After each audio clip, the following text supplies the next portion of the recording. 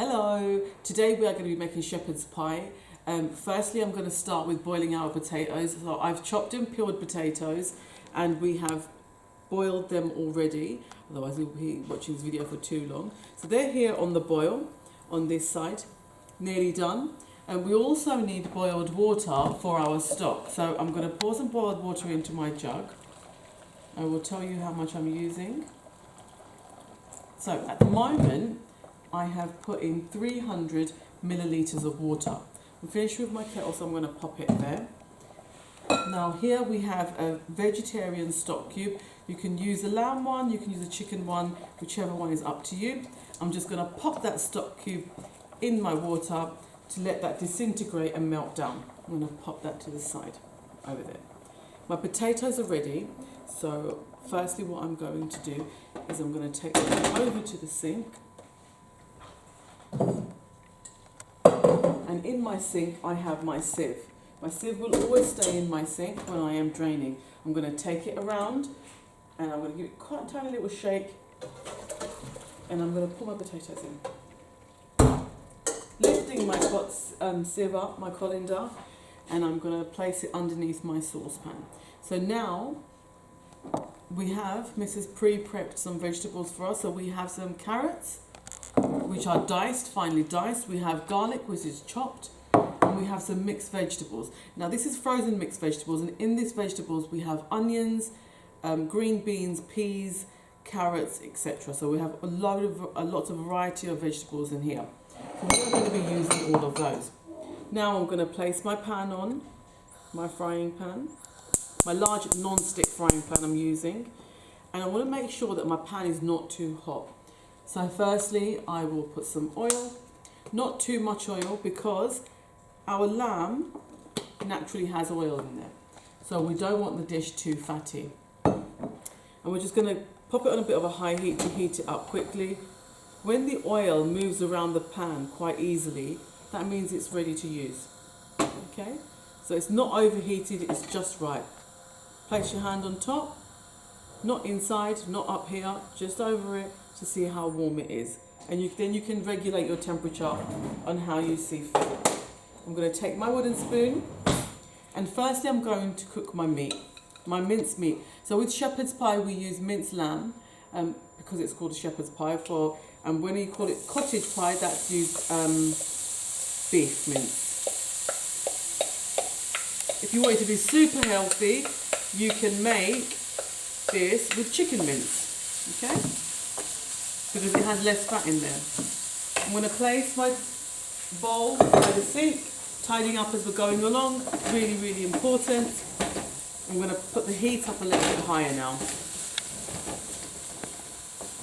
In the meantime, before the video started, I had placed my oven on, so it's preheating, on 180 degrees. Going to give it a few moments to brown. We want the meat to be nice and brown, the minced meat. Because the minced meat was frozen, it looked like little pellets, but we can break this down.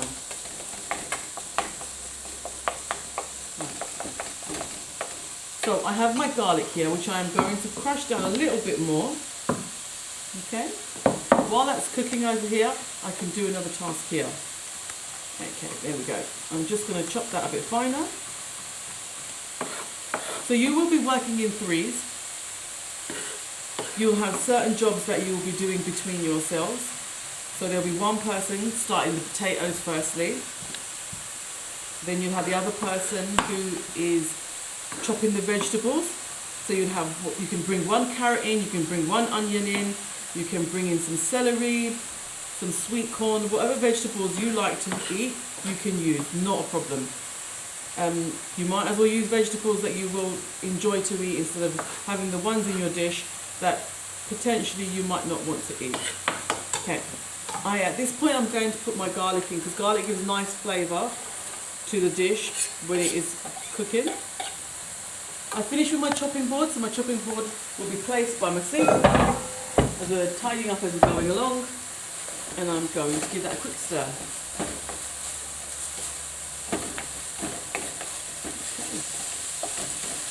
That's coming along nicely, as you can see.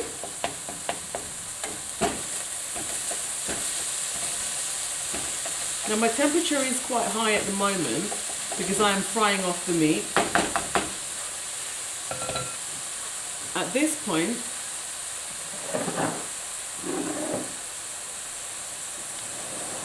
I will be adding some herbs and spices. Some mixed herbs, a nice generous heap of mixed herbs.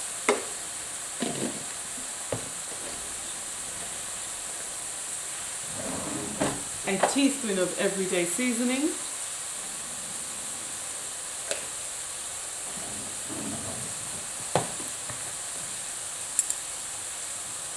Some pepper, as much as you'd like, or as little as you'd like.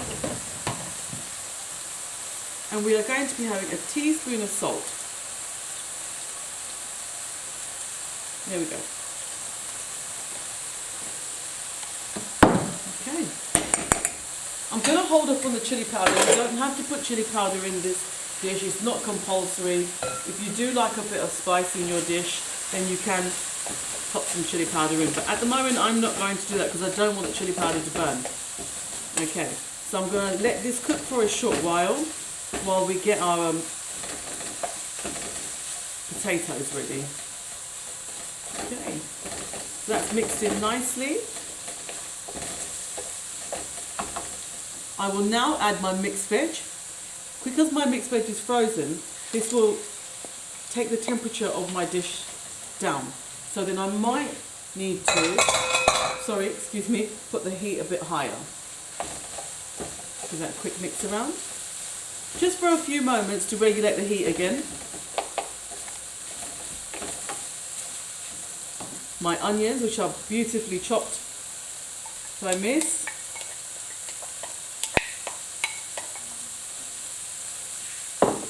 Pop that by the sink. I'm tidying up as I'm working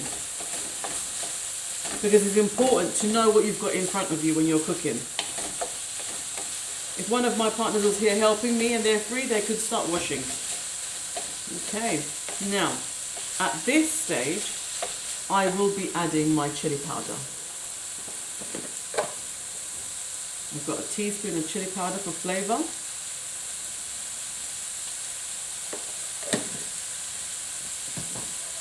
I've also got some chopped tin tomatoes. I've opened them previously, so I've popped them in a jar just this morning. I'm going to place that on top. I'm going to use all of that. Again, not leaving it to the side. I know I keep on repeating this, but it's really important. Some Worcestershire sauce.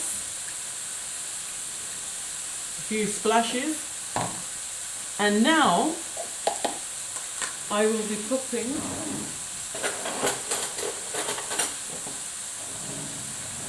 some flour into my dish. Now what the flour does, it will make my sauce, once I've put my stock in, it will make it thicker. Okay, so I'm going to put 2 teaspoons of flour. Okay, now time to mix.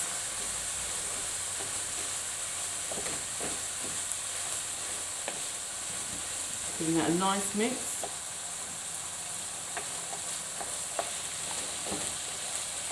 You have a lot in your pan here, so please be careful not to do it too vigorously. Take your time.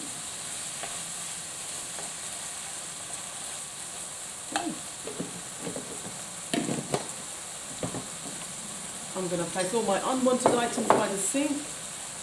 And now it's time for my stock. My stock cube, I'm going to break down just with a fork, just to whisk it a little. And I'm going to place it into my dish, to our shepherd's pie. It does look like a lot of ingredients at the moment, but when we come to, this will simmer down and the water will evaporate while it's cooking.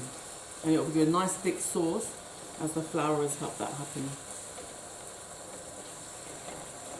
So there's my minced meat. Making sure always that my handle is away from me over here, or anyone who may potentially push that over. Keeping safety in the forefront always. Right.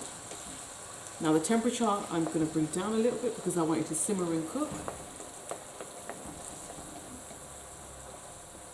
while I do my mashed potatoes. Okay. Might use this in a little while, I'm not too sure just yet, so let's have a pop it on the side. So my mashed potatoes, I'll be popping the potatoes back into the pan, the saucepan that I used. Taking over my tea towel because the pan's going to be warm. And now we'll add some milk. 2 tablespoons of milk will be fine.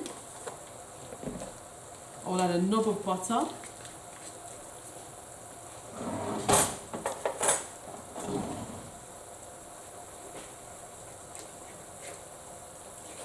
A generous knob of butter because you want the mashed potatoes to be nice and creamy when you're eating it.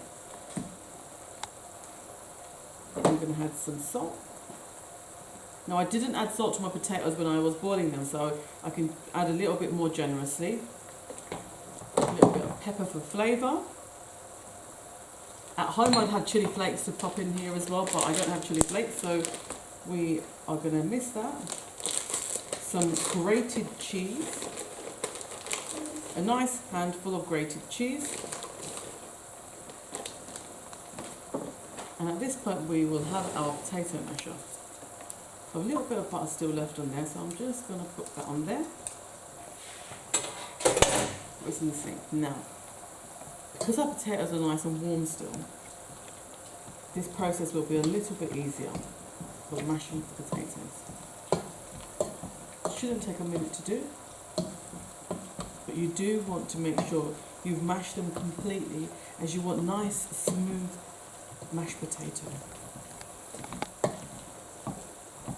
Keep on doing this.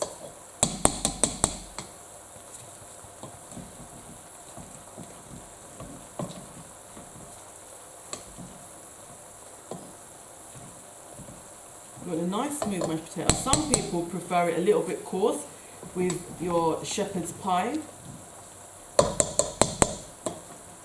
because you've got nice chunky vegetables in your dish as well. Okay? Just tapping it slightly so I can take all my potatoes off. That's straight in the sink. And now I'm just going to come and have a little stir of my shepherd's pie mixture. We're nearly done.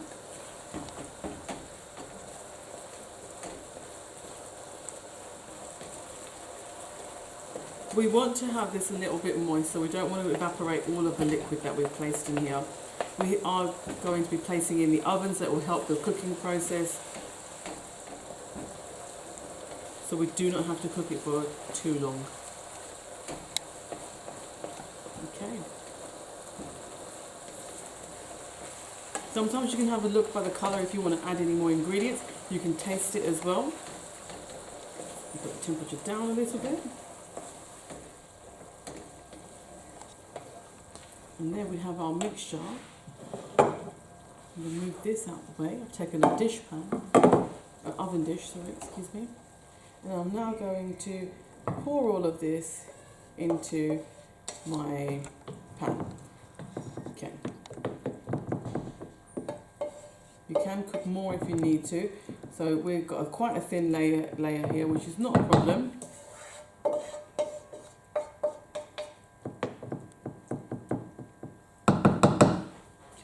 Put that straight in the sink. Get into the habit of placing things straight into the sink straight away. And I'm now taking a large metal spoon, taking my potatoes and placing them on top. Small parts everywhere. Because at this point we're going to spread our potatoes out.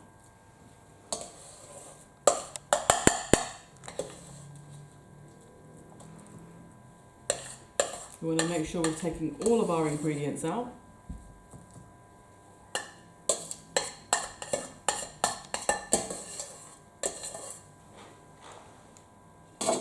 Of our dish. Just to help me and guide me, I will take a butter knife just to scrape that off. And now with my butter knife and my spoon, I can break my potato and just spread it across the whole dish.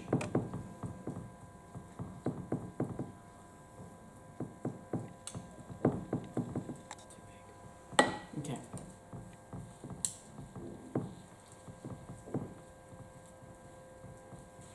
You can make your mashed potato slightly runnier if you want to. So you can add more milk or the starch from the from the boiling of the potatoes. But this is enough generous layer. We just have to take our time to try and cover the top of our shepherd's pie. Okay. Now shepherd's pie generally looks quite rustic. It's not completely smooth at the top. So I'm taking my time, a little time here, just to cover everything.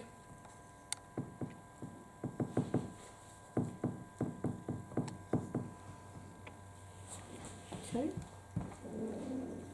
Some people like to sprinkle cheese on top. Some people just liked it with the potatoes because it already has the cheese in the potatoes.